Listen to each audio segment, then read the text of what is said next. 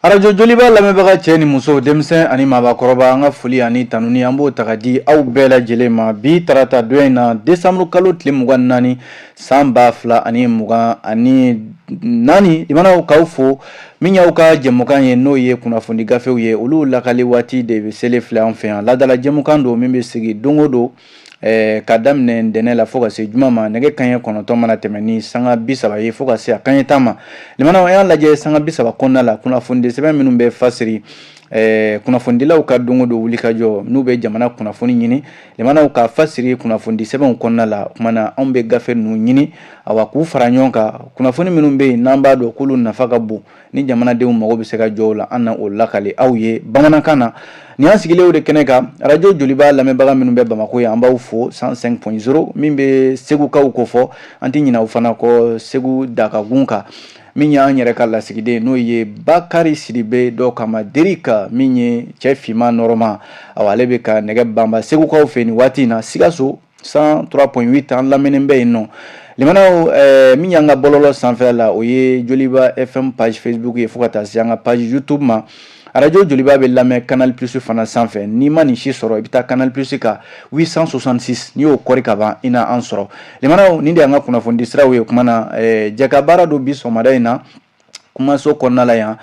fan dɔ fɛ maa min bolo bɛ nɛgɛ karafe la o ye Musa Sanogo ye ka kunnafoni ninnu lakali aw ye a balimakɛ Amadu Jalo maa dɔw fana bɛ fan dɔ fɛ minnu bɛ ka ja bila bɔlɔlɔ sanfɛ Musa Hayidara ale bɛ o baara la Isuf Sangare Eguisen Isubi awa ni Lamine Kulubali fo ka taa se Isa ma ninnu de bɛ ka nin baara in fana kɛ limanaw ni an sigilen kɛnɛ kan aw minnu bɛ k'an filɛ ani aw minnu bɛ ka lamɛn o kuma na an b'a fɔ ɲɛna aw y'aw tulo kɛrɛmɛbɔ sigi kunnafoni sɛbɛnw bɔra gafe minnu bɛ yan Nouvelle Horizon bɛ yan nɔ min ye l'indépendant ye ale bɛ yan le soir de Bamako ale bɛ yan min bɛ Danaba Info ale fana b'an bolo kɔrɔ yan les républicains awa ni fasiri de sɛbɛn damadɔ an gɛrɛsɛgɛ donna ninnu na sɔgɔmada in na an bɛna ninnu lakali sisan aw ka faamuya kama limanaw an b'a daminɛ ni fasadi sɛbɛn min n'an k'a ma ko Nouvelle Horizon limanaw ale ka daɲɛ fɔlɔ la bi a y'a jira k'a fɔ min ye Mali ni Rusi jamana ka bolodi ɲɔgɔnma ni baarakɛ ɲɔgɔnya awa ladala u ka lasigiden min bi yan n'o ye Igor Gromyko ye ale bɛ to ka kunnafonidilaw wele san laban na awa u ni Mali jɛra ka baara minnu kɛ ɲɔgɔn fɛ ka o ɲɛfɔ n'i y'a lajɛ limanaw ko kumaba kɔni bɔra Igor Gromyko da n'o ye Rusiw ka lasigiden min bɛ Mali kɔnɔ yan a y'a jira k'a fɔ ko awa baara belebeleba dɔ bɛna kɛ Mali kɔnɔ yan min yɛrɛ ɲɔgɔnna tɛna kɛ farafinna tilebiyan fan fɛ limanaw o ye mun ye an ka dugujukɔrɔ nafolo k'a ɲini k'a bɔ k'a bama yɛlɛma awa ko min ma ko raffinerie limanaw ka se ka dugujukɔrɔ nafolo k'a bama yɛlɛma a kɛra sanu ye o a kɛra lithium ko ye o a kɛra fɛn wɛrɛ ye o limanaw jama hali pétrole awa nin bɛɛ bɛ se ka fɔ nin ko la limanaw Igor Gromyko de ye nin kuma fɔ a ko nin usine ba na jɔ Mali la yan san 2025 natɔ in na k'a ɲɔgɔnna yɛrɛ tɛna kɛ farafinna tilebiyan fan jamanaw bɛɛ la Moscou a ko k'a na Mali dɛmɛ limanaw Mali ka basigi ko la sanga ni waati bɛɛ lajɛlen la k'u tɛna sɛgɛn o la a kɛra awa taabolo sugu o sugu ye u na Mali dɛmɛ basigi ko la min ye Rusiw ka nin lasigiden ye awa ni lajɛrɛ in kɛra kunungo de limanaw Rusiw ka awa lasigidenso la laadala ɲɔgɔn ye de don limanaw min n'a bɛ kɛ awa Rusiw ka lasigiden fɛ san laban yɛrɛ la a ye kunnafonidilaw de wele ka ɲɛfɔli min kɛ nin ye limanaw a bɛ taa nin taabolow kan walasa ko ni kunnafoni kɛnɛ min filɛ nin limanaw a jala k'a fɔ ko Rusiw ka lasigiden awa a ye nin kunnafoni kɛnɛ in sigi ka ni fɛn min sanga o ye awa u yɛrɛ ka jamana limanaw a ye hakililajigin kɛ kunnafonidilaw ye k'a fɔ san o san mɛ kalo tile 9 k'o fana ye donba ye Rusiw bolo limanaw o don n'i y'a lajɛ ko san natɔ in na san 2025 mɛ kalo natɔ in na k'u ka jamana kɔnɔ k'o na bila awa fɛn hukumu kɔnɔna la n'o ye san 80 awa kɛlɛ min kɛra n'o ye awa jamana kanu kɛlɛ ye awa ani ka Rusiw wale ɲuman dɔn u sera k'u jɔ u ka jamana ka min ye awa galabu ta u ka jamana ka a kisi diɲɛma ka tɔɔrɔ ma o don fana ye olu ka don ye limanaw n'o ye mɛ kalo tile 9 ye tasibila bɛ ka ɲɛsin Rusiw ka jamanaden bɛɛ ma Igor Gromyko a ma ɲinɛ o don in kɔ a y'o ɲɛfɔ kunnafonidilaw ye o kɔfɛ limanaw a ka sɔrɔ ka i da don min na o ye san 2024 jɛɲɔgɔnya baara min kɛra Mali ni Russie cɛ Igor Gromyko y'a yira k'a fɔ ko jamana fila in min ye Moscou ani Bamako min bɛ a ka ɲɛfɔli la ko u ka premier ministre dankan n'o ye Alexandre Novak ale ka taama dɔ kɛra Bamako yan novembre kalo tile 28 n'i y'a lajɛ min bɛ u ka jamana cakɛda ɲɛmɔgɔw caman fana tun b'o taama in na limana ka fara o kan min ye jamanakuntigi ye général d'armée Assimi Goïta a ko k'a b'o fo kosɛbɛ min ye général de division Abdoulaye Maïga min y'an ka premier ministre ye olu minnu sɔnna ka sira labɔ halisa min ye Mali ni Russie cɛ baaraɲɔgɔnyaw dɔw bɛ se ka fara kan cogo min na a ko misali la ko baara boloda min filɛ nin n'o de n'a y'o kuma fɔ kuma daminɛ na o ye k'a fɔ limanaw ko dugujukɔrɔ nafolo bamayɛlɛma usine belebeleba dɔ kɔni bɛna jɔ Mali kɔnɔna la yan nɔ o ye simako ye limanaw ko n'i y'a lajɛ o ka bɔ yen nɔ ko juillet kalo tile 2 n'a tile 3 san 2024 a ko u ka cakɛda min n'o Rosatom ye o ɲɛmɔgɔba o nana Bamako yan nɔ limanaw hakilila jigin don dɔwɛrɛ tɛ halisa Mali ni Russie u ka baara ɲɔgɔnya yɔrɔ a fɔra k'a fɔ ko soba dɔ n'o ye cakɛyɔrɔba dɔ ye n'u kama ko nucléaire o kuma fana fɔra o jɔliko kuma fɔra Igor Gromyko y'a yira k'a fɔ ka tɛmɛ o kan ko Russie ye tɔni 25 alikama la limanaw k'u y'o bila ka na Russie ni farafina ka ɲɔgɔn ye min n'o ye sommet Russie Afrique ye o tako filanan min kɛra Vladimir Putin u ka jamanakuntigi kun y'o layidu ta o baara fana kɛra ko a ka hakilila di AES ko la n'o ye Alliance des États du Sahel cɛncɛka jamana 3 minnu farala ɲɔgɔn kan Mali ni Burkina ani Niger Russie ka lasigiden y'a yira k'a fɔ ko AES min sigira limanaw ko juillet kalo tile 6 san 2024 ko AES kɔni ale kɔni ka jate la AES sigili kun wɛrɛ t'a la dɛ jamana 3 in bɛ fɛ de ka u yɛrɛ ta ka baara kɛ u yɛrɛ kolo la ka jɔ u yɛrɛ kolo la lakanabaliya dun bɛ ni jamana 3 in kɔnɔ n'a ma ɲɛ k'a fɔ maa ma u dɛmɛ u b'u ka gɛlɛya kɔnɔ ni jamana 3 in ko k'u bɛ fara ɲɔgɔn kan k'u yɛrɛ n'u fanga fara ɲɔgɔn kan ka min ye jatigɛ wale kɛlɛ k'ale kɔni ma baasi ye o la k'o kɔni ye fɛn de ye dɛmɛ yɛrɛ de kan ka ta ka ɲɛsin o ma wa Rusiw ka dɛmɛba ko bɛ o ko yɛrɛ la ko o tɛ ko dogolen ye o tɛ kɔnɔdimi ye o ye ɲɛdimi ye Igor Gromyko y'a yira k'a fɔ ko kɛrɛnkɛrɛnnenya la Mali yɛrɛ ko n'i y'a lajɛ san laban in na Mali finitigiw forces armées maliennes limanaw kɛlɛ min kɛra ka ɲɛsin bamacɛwale tigilamaw ma Rusiw ko olu ye Mali dɛmɛ a kɛlɛw la a kɛra duguma kɛlɛ a kɛra sanfɛ kɛlɛ ye o ko Rusiw ko k'u ye Mali dɛmɛ o la kosɛbɛ wa o nɔ yɛrɛ yera limanaw ka bɔ yen nɔ ko février kalo tile 28 san 2024 min bɛ tali kɛ ko Rusiw u ye dɔ fara u ni Mali ka badenya baara kan walasa jamana in Mali jamana limanaw a ka kelenya a n'a ka yɛrɛma hɔrɔnya bɛ se ka sabati cogo min na wa ko Moscou n'o ye Rusiw ka faaba ye u b'u ka jamana ɲɛmɔgɔw de kofɔ limanaw u ni Mali na to ɲɔgɔn bolo halisa kɛlɛkɛminɛn dɔrɔn tɛ Mali dɛmɛni tɛ kɛlɛ dɔrɔn na ko buna hadamadenya yɛrɛ ɲɛtaga yiriwa ani Mali den kelen kelenna bɛɛ lajɛlen ka hakɛw bɛ se ka tɔbɔtɔ cogo min na Igor Gromyko ko a na don nin da fɛ o de y'a to a ko min ye san natɔ in na san 2025 k'u na fɛn wɛrɛ kɛ baara ɲɔgɔnya la min ka bon ni nin bɛɛ ye o ye simako ye Ala k'o yira an na Nouvelle Horizon de y'a fɔ limanaw ale Nouvelle Horizon kelen y'a yira k'a fɔ ko hali sisan min ye jamanakuntigi n'o ye général d'armée Assimi Goïta ye jamanaden dɔw kɔni b'a kɔ k'a ka i kanbɔ jamanakuntigiya nɔfɛ o dɔ ye Kucalakaw ye jamanaw Kucalakaw ka sifinakaw minnu bɛ yen n'o ye conseil régional de la jeunesse de Kucala olu ko k'olu laɲini min b'u fɛ bi o ye k'u b'a ɲini jamanakuntigi min bɛ jamanakuntigiya la bi k'a k'i kanbɔ tuguni limanaw général d'armée Assimi Goïta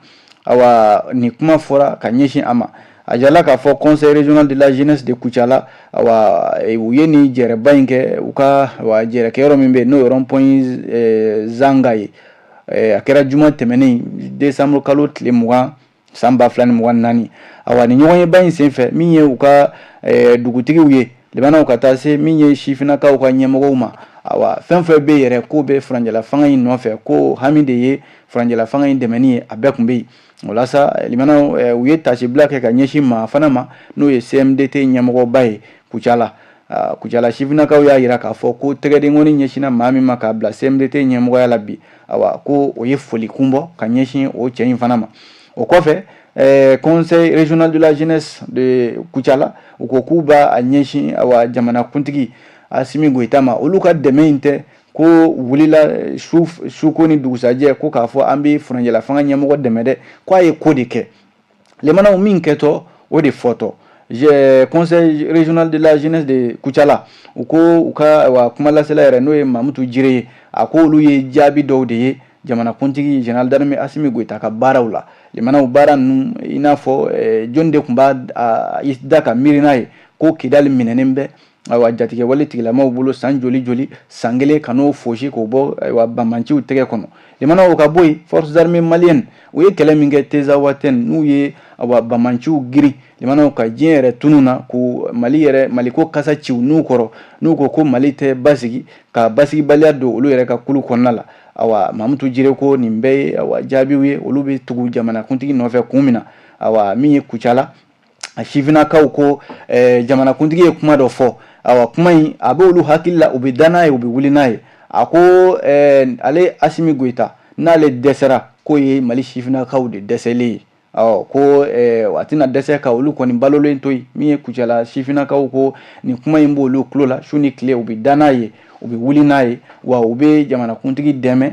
n'a fɔra k'a fɔ sifinnakaw k'a jigi b'olu kan k'a k'i jigi da olu Kucalakaw ka conseil régional de la jeunesse kan sabu u tɛna da dɛmɛ yɛrɛ ma o dɛmɛ ma u b'a ɲini jamana kuntigi yɛrɛ de fɛ sa a k'i kanbɔ jamana kuntigiya min n'o bɛ labɛn na an ka jamana kɔnɔ don nataw la o de la limanaw Kucala sifinnakaw u ka wulikajɔ kun de kɛra nin kunnafoni filɛ limanaw ne ka kuma tɛ an ye nin bɔ Nouvelle Horizon kɔnɔ bi aw bonya b'a la.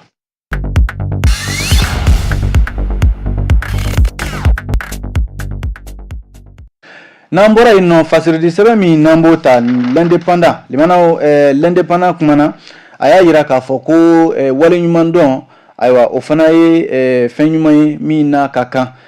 o de kɛra min ye politiki tɔn ɲɛmɔgɔw maa 11 minnu bɛ yen n'olu kun minɛna n'u kun bilala bɛrɛ la limanaw maa 7 b'u cɛla awa k'olu wulila ka min ye alisilamɛw ka tɔnba au conseil islamique du Mali o ɲɛmɔgɔ Cherif Ousmane Madani Haidara u y'a sɛgɛrɛ kunungo décembre kalo tile 24 ntɛnɛn limanaw délégation in na maa 7 minnu kun minɛna n'u kun bɛ maa 11 cɛla limanaw jalaki min benna u kan don tɛmɛnenw na ko u ye jamana u bɛ fɛ ka basigibaliya don jamana kɔnɔ walima ka jamanadenw lamuruti n'i ye jateminɛ kɛ limanaw ko u kɔni taara foli kɛ jamana n k'a fɔ Haut Conseil islamique ɲɛmɔgɔ Cherif Ousmane Madani Haidara ye sabu olu ka bilali la Cherif Ousmane Madani Haidara jɔyɔrɔ bonyana a la kosɛbɛ hali n'a sɔrɔla limanaw a ma kɛ dunuta ni balafɔ ye u ka kuma la ko jalaki min binna olu kan k'olu tun bɛ fɛ ka ɲagami don jamana kɔnɔ u ka kuma la ko tile 1 olu ma da ka miiri n'o ye k'a fɔ k'u bɛ janfa labɛn Mali kama ko wa u tɛna o yɛrɛ kɛ fiyewu l'indépendant ka fasiri kɔnɔ bi Musa Bilali Sidibe ka fasiri la a ko maa 7 in minnu bɛ maa 11 cɛ la limanaw minnu y'u bolonɔ bila sɛbɛnna n'o ye déclaration commune du 31 mars san 2024 awa ko kunungo u ka ye Haut Conseil islamique Cherif Ousmane Madani ale ɲɛkɔrɔ limanaw kun de b'a la dɛ sabu n'i ye ninnu ye kɛnɛmana la bi baara dɔ de kɛra ji jukɔrɔ min ye Haut Conseil islamique ɲɛmɔgɔ Cherif Ousmane Madani Haidara ale de tun bɛ o baara la maa 7 minnu taara Samba Kulubali président du parti Nema Mustafa Diko Yaya Sangare Adama PAJ Amidou Maïga RPM Moulay Haidara président PDS Laya Guindo président ADRP Mamadou Traoré alternance pour le Mali ni maa 7 ninnu de taara ko Cherif Ousmane Madani Haidara k'u b'a fɔ ka wale ɲuman dɔn a ye min kɛ olu ka bilaliko la limanaw n'i y'a lajɛ décembre kalo tile 5 tɛmɛnen de ninnu ye fiɲɛ bɔda sɔrɔ u tun bɛ sariya ka bolo kan o la sa l'indépendant y'a yira k'a fɔ limanaw ko ɲɔgɔnye in sen fɛ min ye u cɛla min bɛ maître Ibrahim Ndiaye n'ale tun bɛ ale kumana Haut Conseil islamique tɔgɔ la a ko olu yɛrɛ bɛ yɛrɛ ci kɛko ɲuman u bɛ fo la olu b'u se k'u yɛrɛ fo nin baara in na sabu maa 11 minnu kun minɛna olu y'a jateminɛ de k'a fɔ Mali mago bɛ basigi la Mali mago foyi tɛ bi ko dɔ ka don kaso la kuma ka caya basigibaliya politique nasira la u ka don jamana kɔnɔ a ko tiɲɛ don u ka wulikajɔ in kɛra dunu ma ta bala ma ta u bɛ ala de fo bi kɛ ni ninnu kɛra sababu ye n'olu bilala maa tan ni kelen ko baara min n'a kɛra u fɛ laɲini ɲɛna jamana ɲɛmɔgɔw sɔnna k'u sigi k'u lamɛn u ka bilali kɛra ninnu fana ma u sigi k'u bolo da u sen kan dɛ jamana u bilalen wale ɲuman dɔn o fana ye hɔrɔnya dɔ ye u taara Sherifu Usmani Madani Hayidara fo fo conseil islamique ale jabala la limana l'indépendant ka kunnafoni don l'indépendant kelen y'a yira k'a fɔ ko BCEAO n'o ye farafina tilebilanfan wari marasoba min bɛ yen ale ye jate dɔw bɔ san 2023 Mali kun kan limana Mali ka wari min bɛ yen ni a bɛ feere minnu kɛ jamana kɔ kan n'o y'a ka compte extérieur ye ko a y'o jate bɔ BCEAO y'a yira k'a fɔ ko fɛn min bɛ bɔ an ka jamana kɔnɔ n'o bɛ feere jamana kɔ kan fɛn ba saba b'a la olu de jɔyɔrɔ ka bon kosɛbɛ Mali nafoloko la a fɔlɔ ye sanu ye limana sanu bɛ min don Mali kɔnɔna la feereli nasira la ka sanu bɔ yan ka taa feere jamana kɔ kan jɔyɔrɔ fɔlɔ min bɛ feerefɛnw na o ye sanu ye ko n'i y'a lajɛ miliyari 2,790 sanu de sera k'o lase Mali ma san 2023 o ka bɔ yen min dara o kan o ye min ye bagan jago ye limana bagan bɔli jamana kɔnɔ ka taa feere jamana kɔ kan fana o fana ye sɔrɔ ye Mali bɛ sɔrɔ kɛ min na kosɛbɛ ko BCEAO y'a yira k'a fɔ Mali ka nafolo min sɔrɔla jamana kɔ kan n'o y'a ka compte extérieur ye a bɛ se miliyari 96 ma limana min bɛna jɔyɔrɔ sabanan na o ye jago yɛrɛ ye nka o ye jago ye min n'a bɛ se ka taa sira caman kan nka ko majɛ b'o la n'u ko ma ko déficit commercial limana a bɛ nin cogoya de la san 2022 ni san 2023 Banque centrale des États de l'Afrique de l'Ouest a ye jɛrɛ min kɛ décembre kalo tile 19 tɛmɛnen Bamako yan dunanjigiso dɔ la o tun y'a ta o 17nan de ye limana san o san BCEAO ɲɛmɔgɔw u bɛ nin jɛrɛ in kɛ kɛnɛ ka ye banque ɲɛmɔgɔw tun bɛ yen an ka sɔrɔ bosobaw tun bɛ yen min bɛ tali kɛ hali Union économique et monétaire ouest africaine UEMOA ale ka ɲɛmɔgɔw fo ka taa se u ka nɔnabilaw ma olu caman tun bɛ a ko kɛnɛ kan dɔwɛrɛ tɛ ka yira k'a fɔ san o san jamana o jamana n'i bɛ BCEAO tɔn kɔnɔ walima UEMOA e ka sɔrɔ min bɛ kɛ i ka jamana kɔ kan ka se ka o ɲɛfɔ maaw ka se k'a faamuya kunnafoni de ye nin ye limana an ye nin bɔ l'indépendant kɔnɔ bi aw bonya b'a la.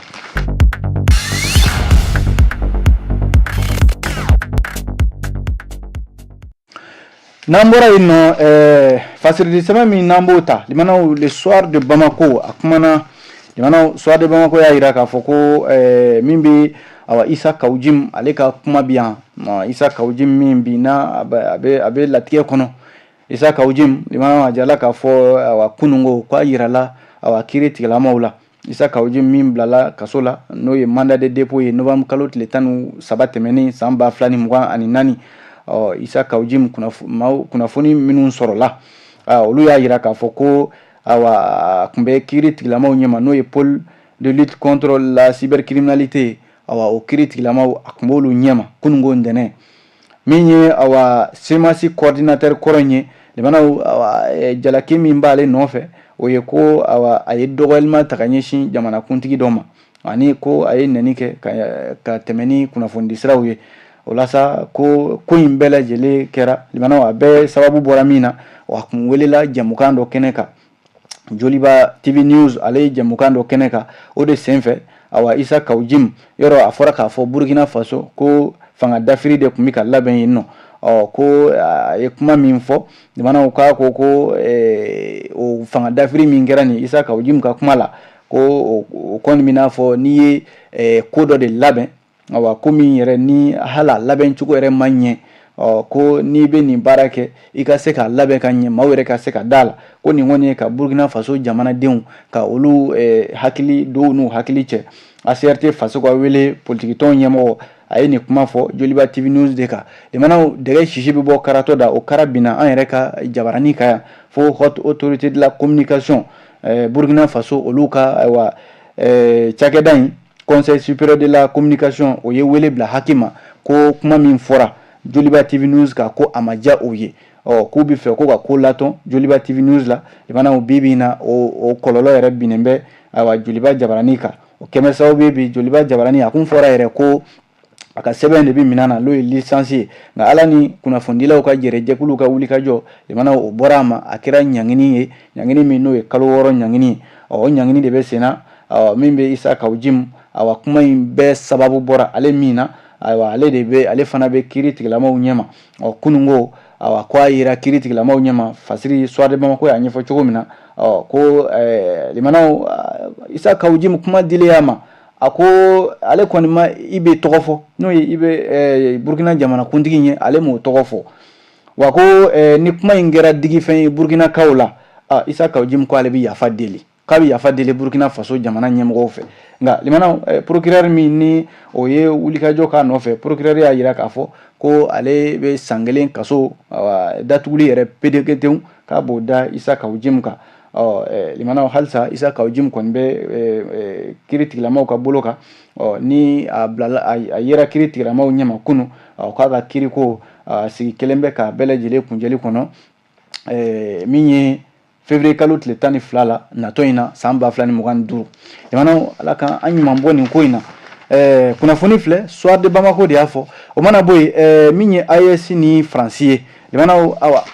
nin kɔni kɛmɛ b'a fɔ ko Suwade Bamako ka kuma de don ko AES jamanaw awa olu ni Faransi cɛ bi k'a kɛn bɛ ɲɔgɔn sama yɛrɛ ye sabu yɔrɔ AES ko ale tɛ to CEDEAO la CEDEAO hali n'a sɔrɔ CEDEAO ye laɲini kɛ k'u na kalo 6 di AES jamanaw ma ko dama tugu ɲɛ k'u ka segin ka na nka kɔsa in na CEDEAO dalakan kɛra mun ye k'u na kalo 6 di AES jamanaw ma Mali ni Burkina ni Niger k'u ka segin ka na o kalo 6 ko kuma min fɔra limanaw a kɛra i b'a fɔ ko AES ye fɛn wɛrɛ kɛ u la min ma bɛn AES de wulila ko ni kuma min fɔra ko jamana wɛrɛw de bɛ CEDEAO kɔfɛ u bɛ ka halisa CEDEAO su wa u bɛ ka fɛɛrɛ de kɛ sa min ye AES jamana ninnu ye ka basigibaliya don a kɔnɔna la limanaw ko Faransi kɔni sen tɛ ka sigi kɛ a yɛrɛ bolo ma fo ka tila ka fɛɛrɛ wɛrɛw tigɛ limanaw AES jamanaw tilala k'a fɔ ko o ma bɛn u ma bibi in na fasiri Suwade Bamako y'a jira k'a fɔ ko AES jamanadenw e ko ci wɛrɛ man ka ye u jamana ɲɛmɔgɔw la ni AES jamanadenw ka kungo ɲɛnabɔli tɛ wa sabu ko n'i y'a lajɛ AES jamanadenw gɛlɛya b'u kan bi min tɛ Faransi ko ye gɛlɛya b'u kan bi min tɛ CEDEAO ko ye sabu ko gɛlɛya min bɛ AES jamanadenw kan bi limanaw n'i y'a lajɛ jiko gɛlɛya bɛ yen kuranko gɛlɛya bɛ yen sirako gɛlɛya bɛ yen lakanako gɛlɛya bɛ yen nin bɛɛ ye gɛlɛyaw ye hali dama don minnu na ko mun na halisa AES de ton bɛ Faransi ko la ko Faransi bɛ CEDEAO kɔfɛ limanaw ko san kalo 12 la n'i y'a lajɛ Faransi gɛlɛya min b'u yɛrɛ kan bi limanaw u yɛrɛ ton bɛ o gɛlɛya in na politiko gɛlɛya sɔrɔko gɛlɛya u ka jamana ɲɛmayaso n'o ye Élysée ye ka taa se u ka jamana faamaso minnu bɛ n'o ye Matignon ani Quai d'Orsay ninnu bɛɛ lajɛlen ye yɔrɔw ye minnu jɔrɔlen bɛ Faransi yɛrɛ taabolo la bi yalima ko Faransi fasiri ka kuma don dɛ ko Faransi ci banna ka na se fo AES n k'a fɔ CEDEAO suli ma tuguni k'a fɔ ko a ka jamana 3 in ka basigibaliya don a kɔnɔ wa Suwade Bamako ka kuma don limanaw ko a mana kɛ cogo cogo ci wɛrɛ bɛ kɔɲɔmuso la kɔɲɔmuso b'a la min tɛ sɛsibɔ ye AES jamanaw a sera u jɔ u jɔyɔrɔ la ka jamana den ninnu kungo ɲɛnabɔ jiko gɛlɛya kuranko gɛlɛya limanaw hali jamana yɛrɛ wari yɛrɛ tunnen bɛ a jamana dɔw kɔnɔna la bi ani kalata labɛnni ko ɲuman walasa ka bɔ min ye furanjɛla fanga ninnu kɔnɔ limanaw Suwade Bamako de ka kuma don dɛ an ye nin sɔrɔ a kɔnɔ bi aw bonya b'a la.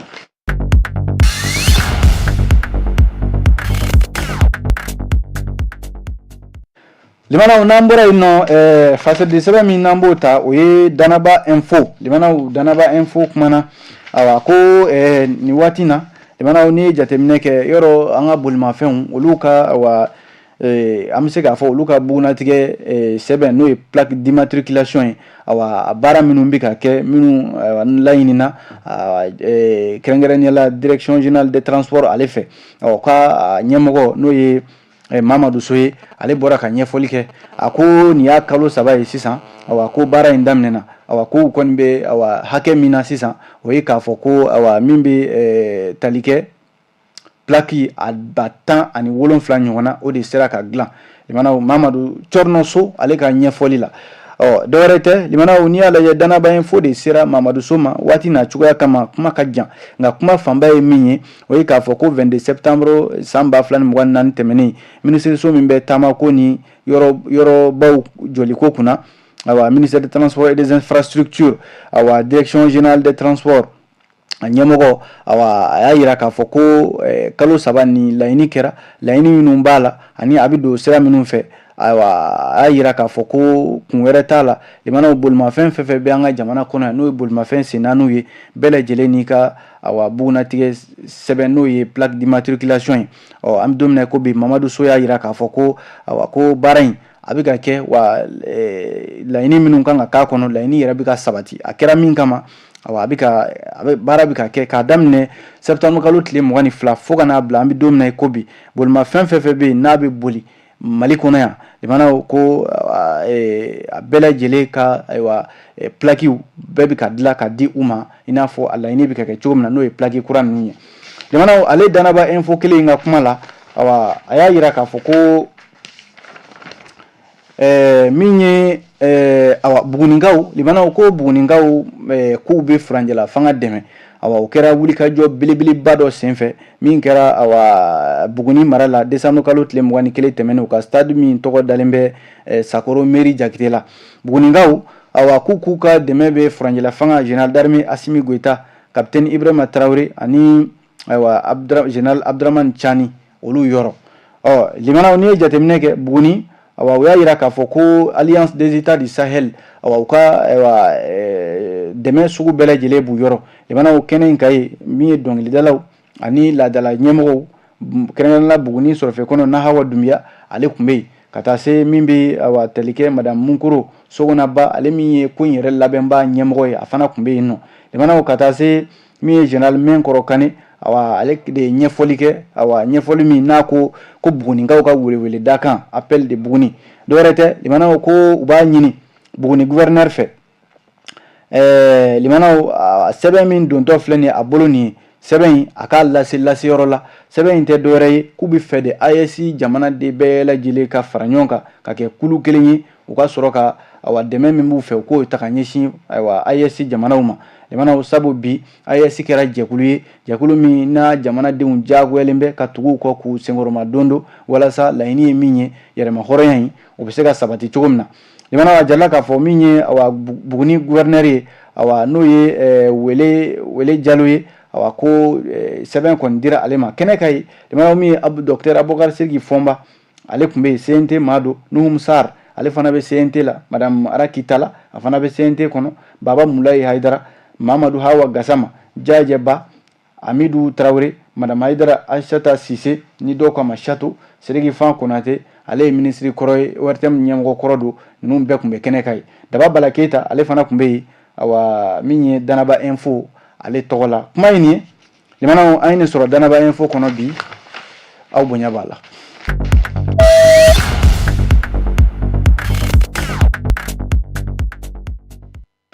Limanaw waati n'a ka waati an n'a bila yan nɔ an sera ka min lakale ka bɛn ni waati ɲɛ o ye nin ye ka aw bɛɛ lajɛlen fo ka waleɲuman dɔn sini kɔni o ye chrétienw ka seli n'o ye Noël ye